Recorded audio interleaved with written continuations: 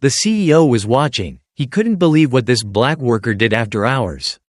Inspired by untold stories. Dedicated to everyone still waiting to be seen.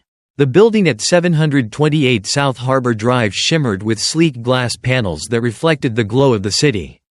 Inside, rows of standing desks, glowing monitors, and motion-activated lights filled floor after floor. By day, it pulsed with the energy of ideas, meetings, and pitch decks. By night, it fell into near silence, save for the quiet hum of servers and the soft echo of footsteps belonging to a man no one noticed. Jamal Brooks entered through the side door like he always did, badge in. Head down, gloves on. The cleaning cart squeaked a little as he rolled it past the empty security desk. No one greeted him, not that he expected it. He passed the glass-walled offices of people with names like Senior Innovation Officer and Product Futurist.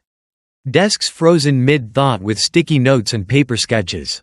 To them, he didn't exist, and that, in a way, made things easier. He moved with a rhythm. Vacuum, wipe, polish, repeat. Years of doing the same tasks at the same times had wired his body into a kind of automatic mode. What no one knew, what no one ever cared to know, was that Jamal Brooks wasn't just a cleaner.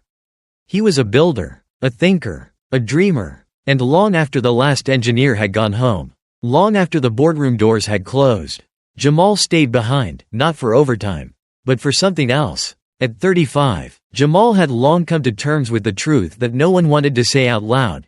He wasn't a good fit. Not in college, not in tech internships, not in job interviews where the panel smiled politely while their eyes said, "No, not you." He had graduated with a degree in computer science from a state university that didn't have Silicon Valley partnerships or Ivy League prestige. He was the only black student in many of his classes. Professors barely remembered his name. Classmates rarely asked to partner with him on group projects. But he pushed through, fueled by raw talent and a stubborn refusal to quit. He applied for junior developer roles at firms across the city.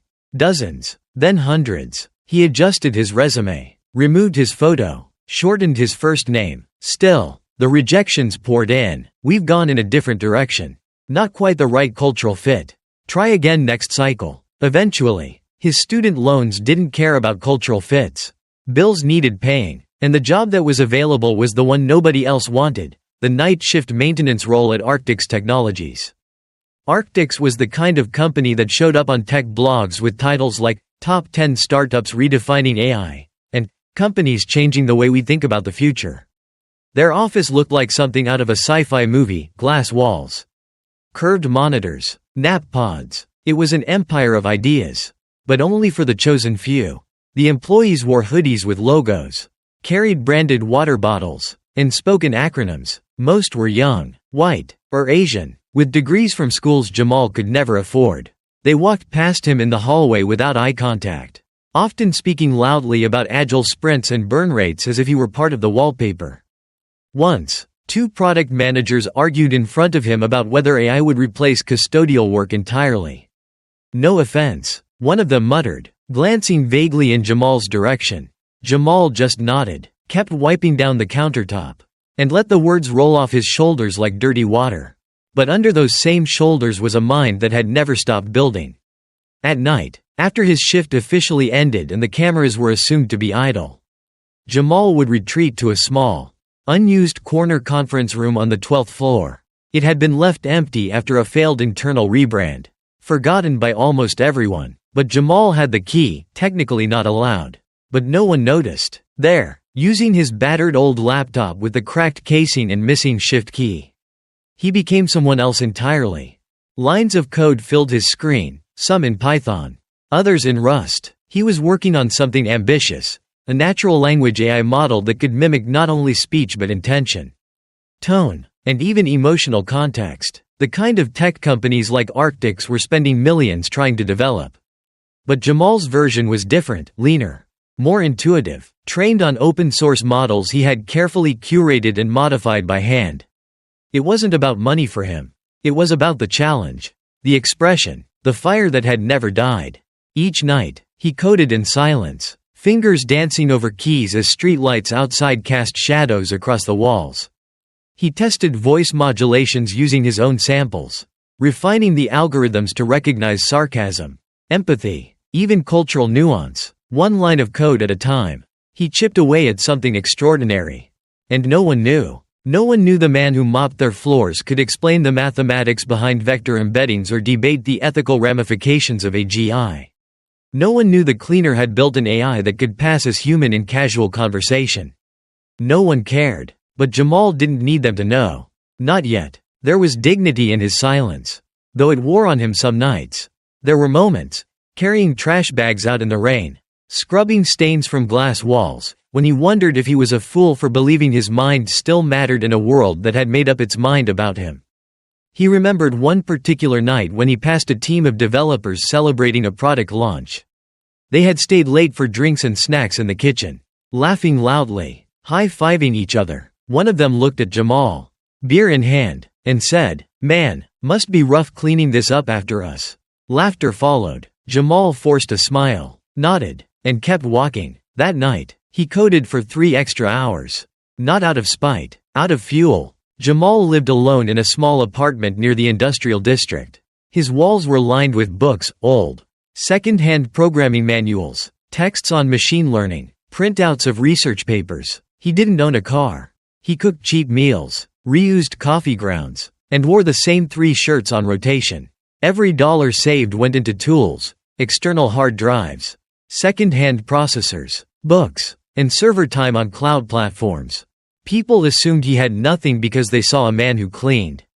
What they didn't see was the fortress inside him, the fire he refused to let die, the belief, quiet, fragile, but unshaken, that brilliance didn't need permission.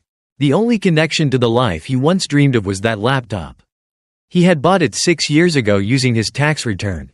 Since then, it had traveled with him from job to job, state to state. It had survived water spills, overheating, crashes. It was slow now, and required a cooling pad made from a desk fan and stacked books.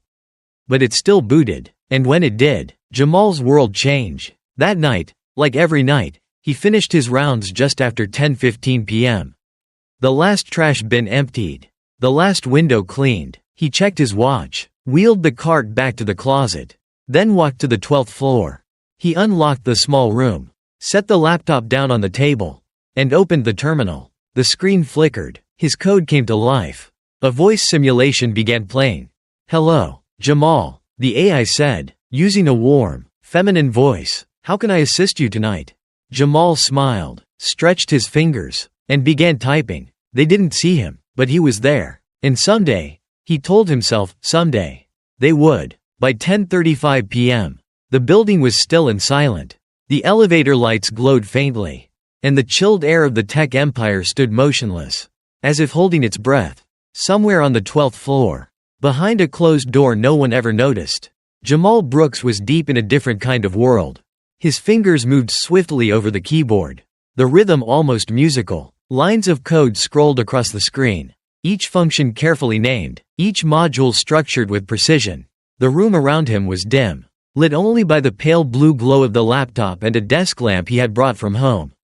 A thermos of lukewarm coffee sat nearby, cheap, bitter, but necessary. The AI he was building had come a long way. It could now respond to full paragraphs, detect emotional undertones in spoken language, and adjust its responses based on the user's perceived intent. It wasn't just software, it was a mirror, a reflection of how people think and feel, and how machines might one day understand that. Simulate conversation using mixed emotional cues, Jamal whispered to himself, launching a demo protocol. The screen split in two. On the left, a simulated voice actor asked a question, her tone uncertain, layered with worry. On the right, Jamal's AI responded, "It's okay to be unsure. Do you want to talk through your options? Or would you rather sit in silence for a moment?" It wasn't just a reply. It was human. He leaned back, hands behind his head, eyes half closed. "Almost there," he muttered. Then he reached over, clicked into a slide presentation he had built using open-source tools. It looked like something straight out of a Silicon Valley demo, clean, concise, full of diagrams and interaction graphs. He clicked through the slides, practicing in a soft voice. Juno AI is a new model that bridges the gap between logic and empathy. It doesn't just respond, it listens.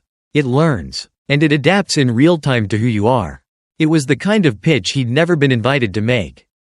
What Jamal didn't know, what he couldn't know, was that 22 miles away, in a penthouse apartment overlooking the city, someone was watching. CEO Nathaniel Harrison, founder of Arctix Technologies, sat in a high-backed leather chair with a glass of Pinot Noir resting on the table beside him. He had logged into the company's security interface to investigate a growing irritation, their power bill. The finance team had flagged that usage spikes occurred consistently around 10:30 p.m. every night on the 12th floor. IT claimed it was probably cleaning crews leaving lights on. But Harrison didn't like assumptions. He clicked through security camera feeds, one by one, fast-forwarding through hours of mundane activity. Empty rooms, dark corridors, a janitor pushing a cart. Nothing unusual, until he paused at a feed from conference room B12. Someone was inside, alone, not cleaning, working. Harrison leaned forward, lowering the volume on the classical music playing through his speakers. He unmuted the feed. The janitor, Jamal, was standing in front of a makeshift projection, delivering a mock presentation to no one. Slides, code demos, graphs. Harrison squinted. The slides weren't company material. They were personal. He watched for another minute, eyebrows lifting slightly. The man was describing emotional mapping in neural networks, citing specific AI frameworks, open-source variants of systems Arctix's own engineers were still experimenting with. At first, Harrison was annoyed. This was a violation, unauthorized use of equipment, breach of protocol. But that irritation was quickly swallowed by something else, curiosity. He turned up the volume. Jamal's voice was calm, measured, confident. He spoke about sentiment analysis, cultural syntax differentials, and feedback loops, not just parroting buzzwords, understanding them. Harrison watched, wordless, as Jamal opened a console and ran a code test live. The AI's voice responded smoothly, weaving empathy and logic in a way that felt unsettlingly real. The CEO narrowed his eyes. This wasn't some hobbyist tinkering with code snippets. This was someone who knew what he was doing, and doing it alone, with tools 2 generations older than what Arctix developers used. He rewound the feed, watching the sequence again. Who was this guy? Harrison opened another window and pulled up the employee database. Maintenance division. Name: Jamal Brooks. Hired 5 years ago through a third-party facility services contractor. No internal promotions. No flagged incidents. No HR notes beyond standard shift reports. On paper, he was invisible. The CEO's mind spun. A janitor was developing an AI framework on company grounds, unauthorized. Yes, but doing it better than some of his R&D teams. Using their electricity, after hours, and no one knew. His first instinct was control. Lock down access, shut off his badge, protect IP, but something tugged at him, a voice he hadn't heard in years. What if you're looking at someone who slipped through the cracks? Someone the system wasn't built to see? He sat back in his chair, fingers steepled under his chin, eyes fixed on the paused image of Jamal standing in front of the projector. Laptop open, face calm but lit with quiet fire. Then came the next question. Why the hell wasn't he working for us? Harrison couldn't remember the last time one of his engineers looked that alive during a presentation. He watched the AI voice respond again, adapting to the conversation thread in a way that felt natural. The speech pattern engine wasn't perfect, but it was leagues ahead of anything his team had done solo. He checked the timestamp, 11:43 p.m. This wasn't a one-off experiment. This was a nightly ritual. Back in the room, Jamal didn't know he was being watched. He didn't know that in another part of the city, someone was questioning the entire structure of the world they both lived in. He just kept working, testing, rewriting lines, optimizing functions, talking to his AI like it was a partner. And yet, the most extraordinary thing about it wasn't just the code or the slides. It was the patience. No audience, no promise of reward, no applause, just the work, done quietly, night after night, as if the act of building alone was enough. At 12:17 a.m., Jamal saved his files, backed everything up to a password-protected drive, shut down the laptop, and wiped down the table. He left no trace, not even a coffee stain. Then he walked out, lights off, door locked behind him. Harrison sat in silence long after the feed went dark. He wasn't sure what he was feeling. Admiration? Shame? A mix? He replayed the moment when Jamal introduced the concept of tonal context modeling, a term Harrison hadn't heard outside of academic white papers. The man was self-taught, probably underestimated, absolutely overlooked. And yet, there he was. A black janitor, overlooked by ignored by engineers, invisible in the very halls of a company obsessed with disruption, had quietly built something that could disrupt them all. And no one had seen it coming. No one except, now, him. He closed the laptop slowly. The image of Jamal's calm, focused face burned into his mind. Then he whispered, almost involuntarily, "Who is this man?" The question echoed in the stillness. And somewhere, far from the cameras and decisions and spreadsheets, Jamal walked home under streetlights, humming softly to himself, unaware that the world he had been locked out of might be about to knock on his door. For a man who built an empire on knowing things others didn't, Nathaniel Harrison found himself, for once, in unfamiliar territory. He had spent the night thinking about Jamal Brooks. It wasn't just the shock of what he saw, it was the quiet magnitude of it. A single man, invisible by all corporate standards, had managed to create something rivaling the output of an entire division. By 7:30 the next morning, Harrison's espresso machine hissed to life as he called in his assistant. Marie, efficient, sharp, and loyal. Marie knew how to read his mood from the tone of a single syllable.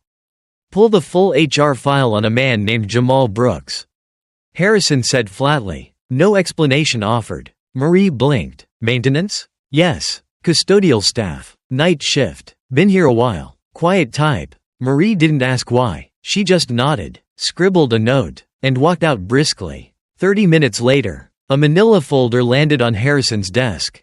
He opened it slowly. Name: Jamal D. Brooks. Age: 35. Position: night custodial technician. Tenure: 5 years. Education: bachelor's degree in computer engineering. Howard University. GPA: 3.9. Certifications: none listed. Internal applications: 1. Software engineer I. Rejected, 5 years ago. Harrison froze. He flipped to the attached application materials. There was a cover letter.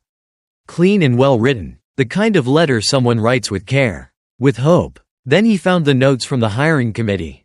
Technically qualified, but lacks corporate experience. Not a cultural fit. Concerns about team dynamics. Harrison felt something twist in his chest. He scanned the panelists who had conducted the interview. All mid-level managers from product and engineering. All white, one Asian, none still at the company. Jamal hadn't stood a chance. Not a cultural fit, Harrison whispered, jaw tightening. He reached the last page of the file. A handwritten post-it, attached to a printed resume. In blue ink, someone had scribbled, "Too intense. Smart, but maybe too smart?" He set the folder down and sat back in his chair, staring out the window of his corner office. The view was the same as always, clean, polished, upward, but suddenly it looked dishonest. Later that afternoon, he called in Dev Patel, director of engineering. "Do me a favor," Harrison said. "Can you take a look at this code? Tell me what you think. Just, unbiased. Don't ask where it came from." Dev took the USB drive and walked out, puzzled. 2 hours later, Dev returned with a strange look on his face. "Where did you get this?" "Answer the question first." Dev hesitated. "It's elegant. That's the word I'd use. It's written in multiple languages, Python, C++, some JavaScript. The architecture is clean, modular. Whoever wrote this has a really deep understanding of linguistic modeling. There's even an emotional sentiment engine. I've never seen that logic flow before." "So, better than what we're building?" Dev looked pained. "Honestly? Yeah, some of our R&D guys should be learning from this." Harrison nodded slowly. "What would you say if I told you this was written by our night janitor?" Dev blinked. "You're kidding." "No, I'm not." A heavy silence hung between them. Then Harrison asked, 5 years ago, when we rejected a candidate named Jamal Brooks for a software role, did you happen to be in that hiring loop?" Dev looked uncomfortable. "I don't remember specifically. Maybe. I was a senior engineer back then." Someone wrote, "Not a cultural fit. What does that even mean?" Dev swallowed. "It can mean a lot of things. But usually, it means people felt uncomfortable. Uncomfortable how? Dev didn't answer. Harrison didn't need him to. That night, Harrison stayed late at the office. He waited until most of the building was empty. Then accessed the network from a private admin terminal. He inserted the USB and ran the executable file Jamal had built. The interface opened with a soft chime. A simulated voice greeted him. "Welcome back. Would you like to continue where you left off?"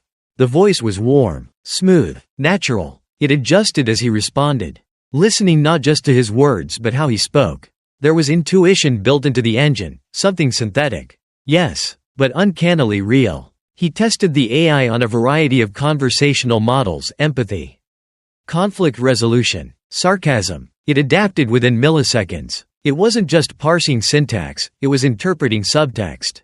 He compared it with the latest demo from Arctix's R&D department. His own team's AI was faster. Yes, but flat, cold, lacking nuance. Jamal's AI felt alive. Harrison leaned back, exhaling slowly. How had this man been missed? And then the more brutal question: how many more had been missed just like him?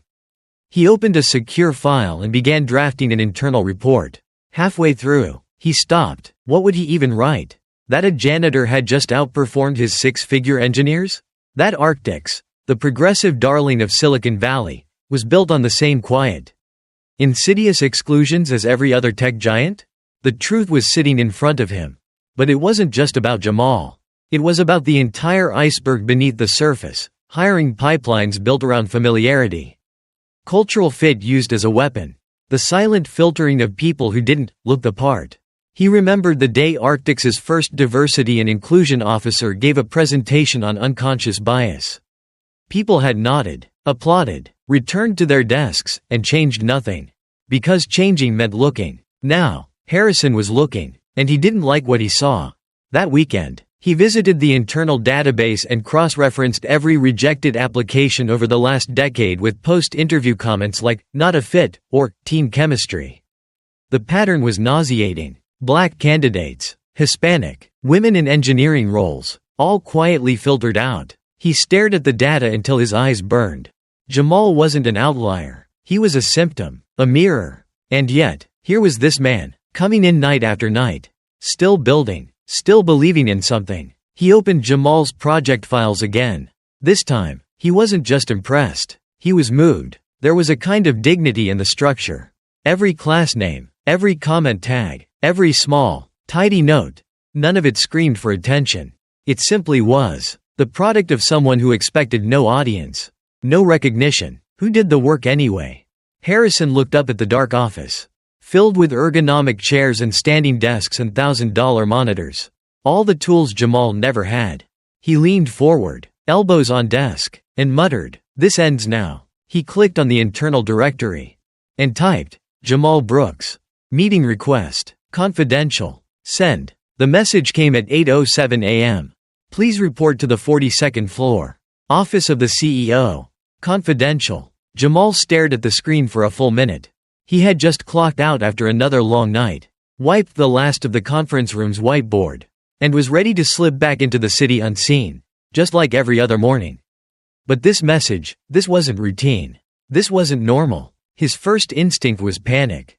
They found out. His laptop, the empty meeting room, the late-night lights. He imagined corporate policies, security infractions, employment contracts, all of it crashing down. After years of silence, effort, and faith, this was how it would end. Still, he couldn't ignore the summons. He changed out of his work shirt, threw on a clean hoodie, and took the elevator, the one he was usually forbidden to use, up to the 42nd floor. The doors opened into silence. Polished floors, frosted glass, abstract art hanging on walls he'd only cleaned before. And at the end of the hallway, Nathaniel Harrison's office. The receptionist gestured for him to go straight in. When Jamal entered, Harrison was already standing, hands in his pockets, back turned to the skyline. He didn't speak right away. Instead, he motioned toward the chair across from his desk. Jamal sat slowly, unsure whether to apologize or explain. Then Harrison finally turned. "I watched you." The words were soft, not accusing, just real. Jamal said nothing. "I thought we had an energy issue." Harrison continued, pacing now. So I checked the cameras. What I found wasn't someone wasting power. It was someone building something. A long silence passed between them. Jamal swallowed. I didn't mean to break any rules. You didn't, Harrison said quietly. That's the point. Another pause. I ran your AI. The one you were testing in conference room 12C. I tested the emotional parsing engine. The adaptive tonality layers. I've been in tech for over 20 years. Jamal, I've seen entire teams fail to do what you've done, alone. Jamal looked away. I'm not here to offer praise. Harrison continued. I'm here to ask a question. He leaned forward. Why aren't you on my engineering floor? Jamal's eyes flicked back to him. Cautious. Tired. I tried, he said. Once. Harrison nodded slowly. I saw the file. The application. The rejection. Not a cultural fit. Jamal gave a quiet laugh, dry and sharp. That's the polite way of saying, you're not one of us. Is that what you felt? No, Jamal said, his voice suddenly firmer. That's what I was shown. He sat up straighter now. The years sitting heavy in his posture. I graduated top of my class. Spent nights in the lab while working part-time just to pay rent. I applied to dozens of jobs. Interviews went well, until I walked into the room. And then, something always shifted. Smiles faded. Polite interest turned into hesitation. I stopped getting callbacks. He paused. Eventually, I stopped applying. Harrison remained still, absorbing each word. Jamal went on. So I took what I could. Cleaning offices. Taking out trash. I figured if I couldn't be part of the system, I'd at least stay close to it. Why keep building? Harrison asked. Why not give up? Jamal exhaled, long and steady. Because the dream didn't quit me. Even when the world did. That hit deeper than Harrison expected. He stepped around the desk and sat across from Jamal. The executive mask slipping. I owe you an apology. He said, not just for what happened 5 years ago, but for everything that allowed it to happen. I created a company that prides itself on innovation, on progress, but I never stopped to ask, progress for who? Jamal blinked at him, surprised at the honesty. I thought merit would speak for itself. Harrison continued, but I see now how many voices we silenced before they ever got the chance to speak. Another pause. Then, I want to make this right. He pulled out a small folder and slid it across the table. Full-time position, senior AI engineer. You'll lead a research branch of your own design. Pick your own team. Set your own hours. I want your mind in this company, not hiding behind a mop. Jamal didn't reach for the folder. He looked at Harrison, long and hard. That sounds like a favor. Harrison blinked. It's not. You sure? Jamal asked. Because that's how it'll look. A feel-good story. The janitor who got lucky. The CEO who turned generous. It's not about luck, Harrison said. Then why now? Jamal asked. Why not 5 years ago? When I walked through your doors in a suit and tie. Ready to prove myself? Why did it take you seeing me through a camera, alone?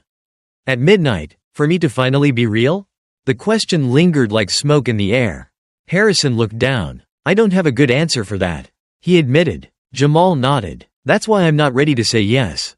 Silence. I'm not looking for a shortcut. He added. Or a headline. I don't need a handout. I just wanted to know, if I built something great, would anyone care? Would anyone even see it? Or would I stay invisible forever? Harrison looked up. I see you now. Jamal gave a tired smile. You do, but the system still doesn't. He finally picked up the folder.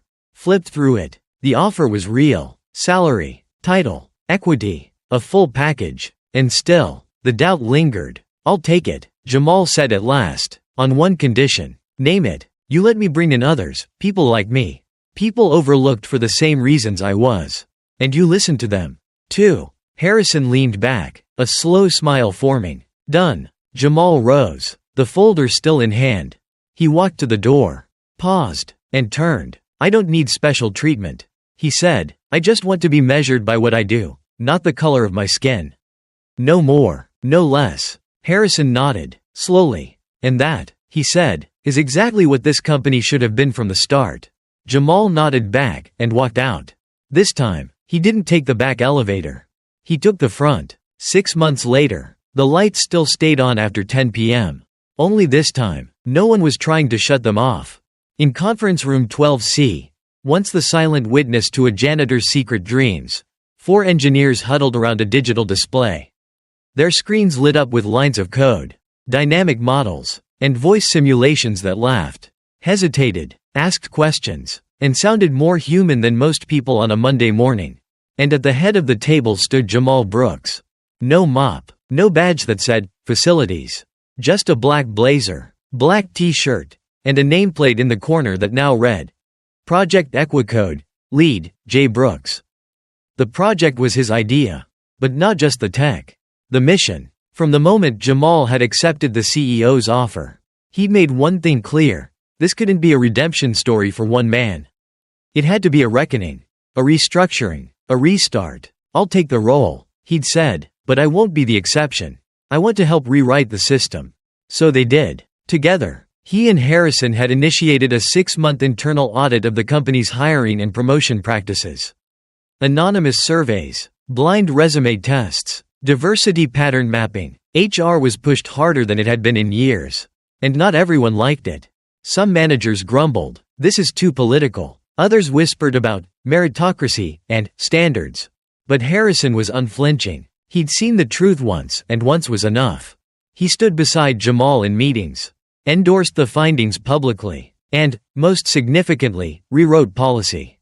Performance evaluations were redesigned to focus on skills and contributions, not cultural fit. Interview panels were diversified, and a new initiative launched under a powerful new name: the Jamal Brooks Fellowship. It provided mentorship, advanced training, and financial aid for aspiring Black and minority programmers from underrepresented communities. Not charity, investment. Within weeks, applications flooded in. Meanwhile, Jamal built his team. He didn't care what school you went to. He didn't care if your resume had gaps, or if you'd been passed over before. He cared how you thought, what you built, who you could be, if someone just saw you. He called it Equicode, equal code, equal ground, equal opportunity. By the 3rd month, his team had built a real-time conversational AI that could interpret emotion with 87% accuracy. It beat the flagship model the R&D department had taken 2 years to assemble. And people started to notice. It began with a clip. Just 90 seconds of Jamal speaking at an internal demo. It's not about lowering the bar. It's about realizing the bar was never placed at the same height for everyone. The video leaked, then trended, then exploded. LinkedIn, Reddit, Twitter, YouTube, comments poured in. "I used to clean floors too. This guy gives me hope." That's what happens when you give people a chance. Not a label. "I sent this to my manager. We're rethinking how we hire." By the 5th month, Equicode had been featured in Wired and Fast Company. Startups reached out to license the speech modules. Universities called to request Jamal as a guest speaker. And through it all, he stayed the same. He still used the same battered laptop at home. Still answered his emails himself. Still kept the key to the janitor's closet on his keychain, not as a reminder of what he escaped, but of what he endured. Then came the 6th month. A foggy Thursday morning, Jamal stepped off the elevator on the 42nd floor, not as a visitor, but as a department head. The glass had changed. Where once had read, CEO, Nathaniel Harrison, now stood a new door just beside it. Newly engraved, Jamal Brooks, Director of I and Innovation. He stopped in front of it, staring. He touched the metal with his fingertips, just to make sure it was real. Behind him, footsteps echoed. Harrison stood there, a coffee in one hand, watching. "You earned that," he said. "I almost gave up." Jamal replied quietly. "But you didn't." Jamal turned. "Why did you keep watching the cameras that night?" Harrison smiled faintly. "I told myself it was about power bills. But maybe part of me was already looking for something more." He took a sip of his coffee. "I've seen a lot of strange things in this company. Startups that vanished in a month. Investors that thought blockchain could cure cancer. But I've never seen anything quite like that night." He glanced out the window. Into the morning fog. Sometimes, the most disruptive ideas don't come from pitch decks or PhDs. Sometimes, they come from a man who refused to let the world forget him. They stood together in silence. Two men from two different worlds. Both change. Then Harrison spoke again. "You ready to lead?" Jamal smiled. "I've been ready. I was just waiting for the door to open." He stepped inside. His new office. His new nameplate. And for the first time, he closed the door behind him, not to hide, but to begin. "Thank you for listening. If this story moved you, share it with someone who still feels unseen. Sometimes, all it takes is one person who believes.